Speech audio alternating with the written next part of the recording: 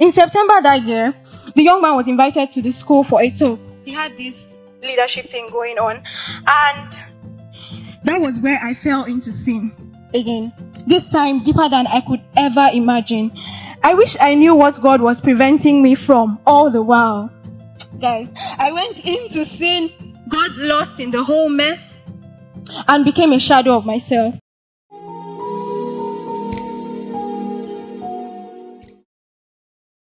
So I want to thank God for his kindness and great mercy, which he has shown to me by saving me from the power of sin and death. God proved to me that more than just hearing about God, I could experience his mighty power and know that he is real, a reality I struggle to understand. For context, I had heard a lot about God growing up, especially being born into a home where godly principles and morals were a daily staple. I had the privilege of learning and hearing a lot about the Bible and God's displeasure with sin. However, I didn't have an experiential knowledge of God, except the ones I heard from my parents and the other older people around me. I struggled to understand the reason for their dedication to God, and sometimes I would wave it off and say, maybe when I get older, I'll understand better. So I grew older and left to the university. In the university, I got to be around people and got exposed to different perspectives to life other than what I was used to. Soon enough, I had friends and people who just seemed to care about my well-being. Along with these friends came a wonderful fellow, a young man who seemed to be quite concerned about my studies and well-being. Soon enough, he became one who would guide me, and I sort of looked up to him. And for the time, it served a good purpose, until it bordered into an immoral relationship afterwards. I began feeling uncomfortable, and I would pray and ask for God's forgiveness, because I understood that I didn't have to be in a relationship. I came from a home where I heard over and over again, but here was I in school. So I gave in and we started this relationship, but I began to be uncomfortable with the compromises. It begins little here and there, but I began feeling uncomfortable, and I would pray and ask for God's forgiveness. Though I can't say I was really born again, I just knew that what we had going on was bad, and I needed God's help to change us and help our relationship to be pure. Wow, I was just so naive. Okay, so one day while I attempted to read my Bible, so even during this time, growing up in a Christian home, you are often led to, give your life to Christ, maybe in devotions, just maybe in church meetings, just randomly. But I know I would give, I'll collect, all of that transactions. So one day while I attempted to read my Bible, due to the discomfort I was feeling in the relationship and the quest for help, I stumbled on Genesis 22, where God asked Abraham to sacrifice Isaac. I thought about why God would ask for the only precious son whom Abraham had. That scripture really emphasizes in God's words. In that scripture, it said, your only son, that one you love. That was how it was put out there. Okay, so I thought about it and why God would ask for the only precious son whom Abraham loved. And I left with the thought on my mind.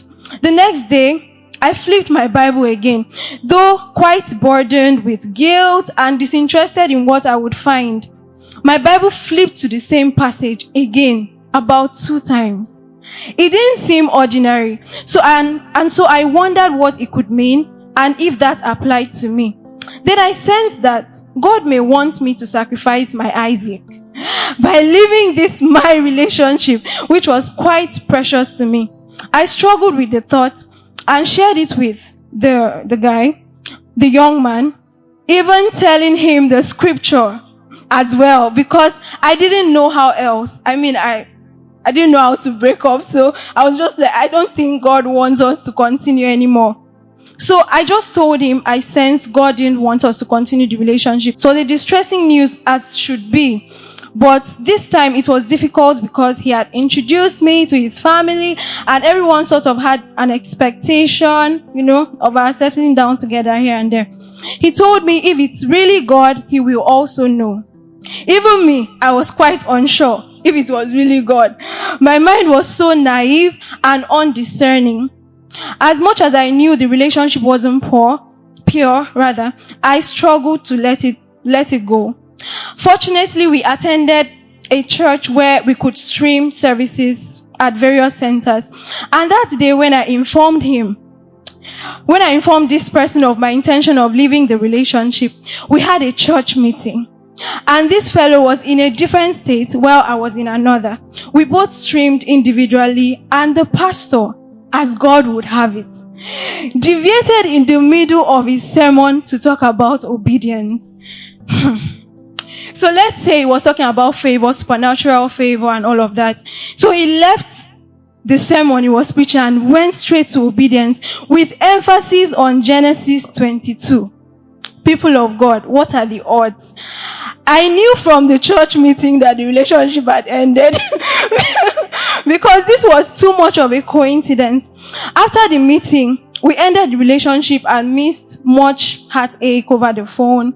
The young man's family, called at some point and we're wondering what happened. Everybody has had this kind of expectation. But I was firm in my decision for a time. Brethren, am I not supposed to have had sense, or in pastor's word, at least borrowed sense, and cut ties completely? No, love, they say, is blind.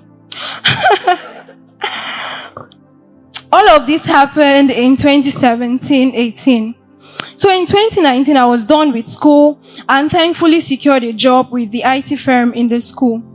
In September that year, the young man was invited to the school for a talk. He had this leadership thing going on, and that was where I fell into sin again.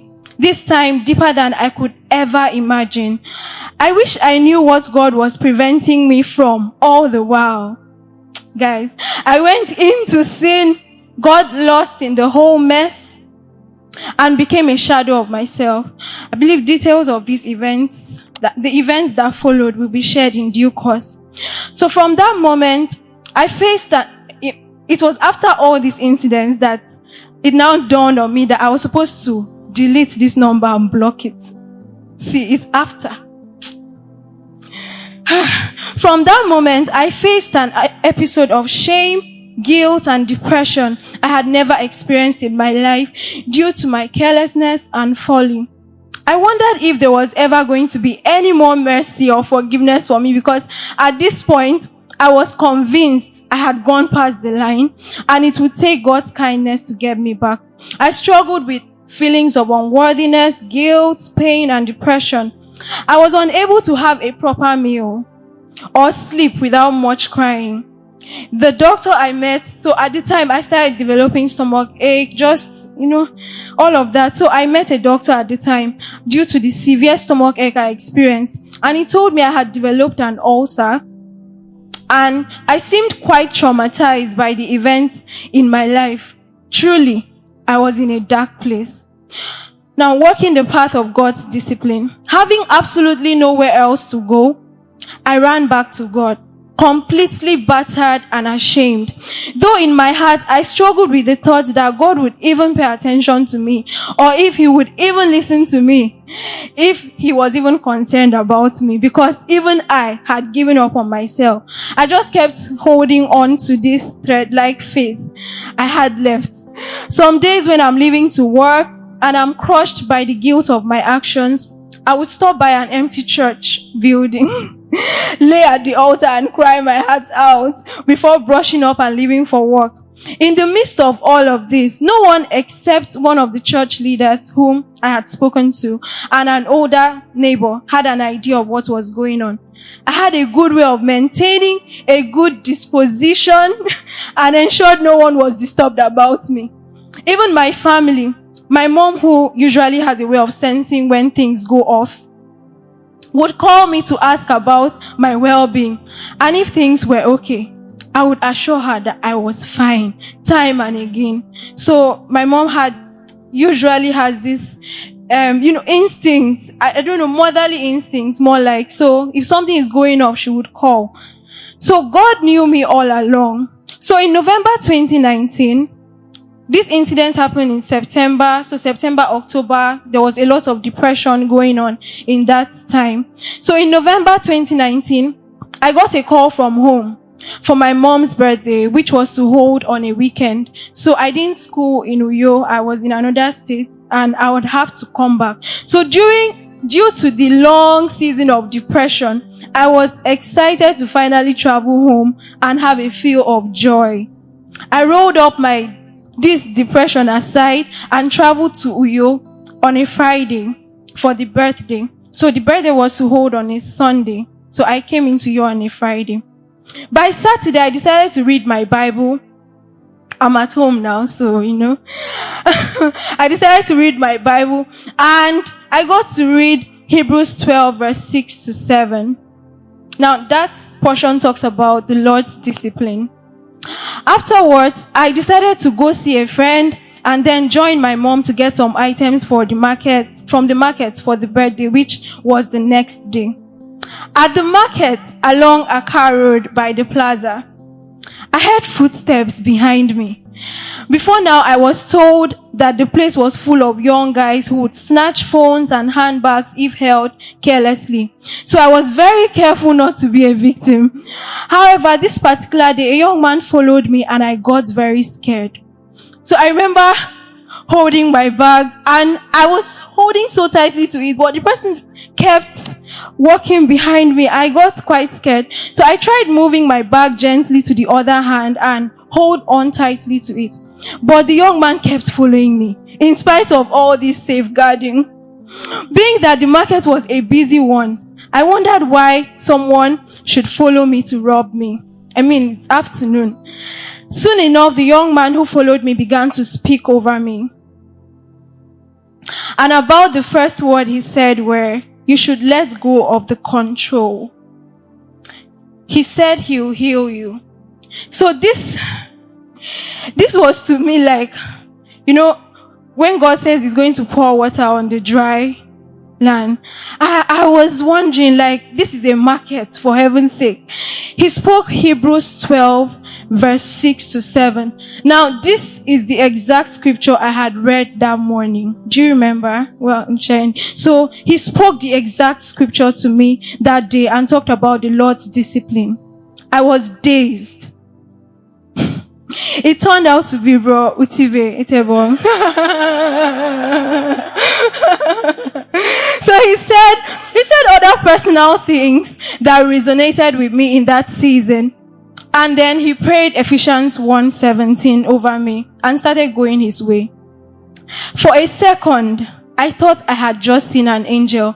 Now, reading the scripture is like reading the testimony and relating the experience. I was in a dark place. A very dark place. I was depressed to the point where if you picture you're trying to sleep at night and thoughts just rush through your head, regrets, all of those things. So I was really in a dark place. And to be in a family where nobody actually recognized at the time that I was going through this wonderful season of my life, because everybody was, there's celebration, my relative, everybody was just busy. So thank God they were busy. So he said other personal things in that time that resonated with me. And then he prayed Ephesians 1:17. So for a second, I thought I had just seen an angel. I wondered if I just saw a human being or a supernatural being. And he was wearing a hood, for heaven's sake. I called him back, and thankfully he waited. And I got to ask his name and got his contact. And I thank God he was human. I was both amazed and completely awestruck. No one else knew what had happened to me in Uyo except God. The words that Hagar said in the wilderness came to mind. It says, "You are the God who sees me." Genesis 16 verse 13. I got to meet my mom in the market, got the items, and headed straight to my room. When I got home, I trembled in fear and in awe of God's love for me, even in the midst of my sin. I remember that day I was weeping because I felt sin.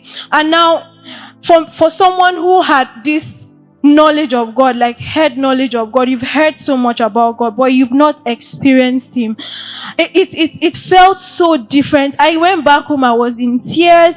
I was like, God, so you really see me, you really know me. So I trembled in fear and in awe of God's love for me, even in the midst of my sin. I said, today, I know you are real, and I also want to be the real deal with you. I yearned so much for this. I was so hungry for God. I felt the warmth of His love in a whole new way, and I dedicated my life to God. That's November 9th, 2019.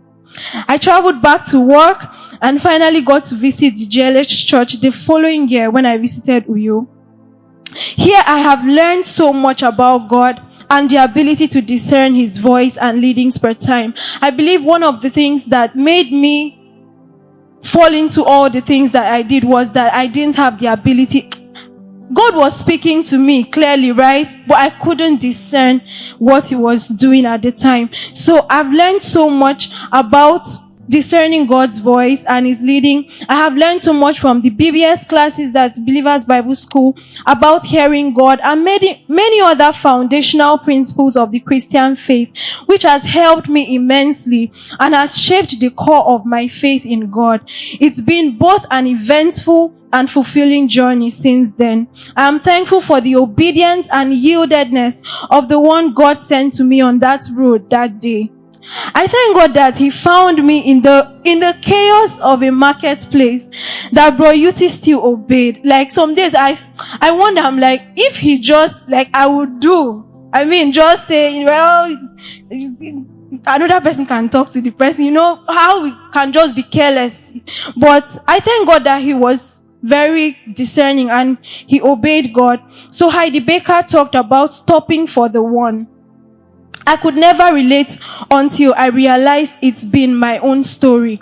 Truly, we cannot tell the impact of our simple obedience, a concept I was quite unfamiliar to. I realized that simple obedience has the power to change the history of one's life, and disobedience to God has a far-reaching effect. I'm thankful to God that in His mercy, He sent me help right on time. Today, I'm able to also share the gospel with others more confidently, knowing the God I speak of is not an idea, but a living being who knows us by name and who is able to change the trajectory of our lives, no matter how lost we may seem we have gone. May His name be praised forever. Thanks for watching. For more stories of God's transforming power, as well as all the life-changing content, do check out the links in the description. Please do not forget to subscribe, like, turn on your notification bell, and share. God bless you.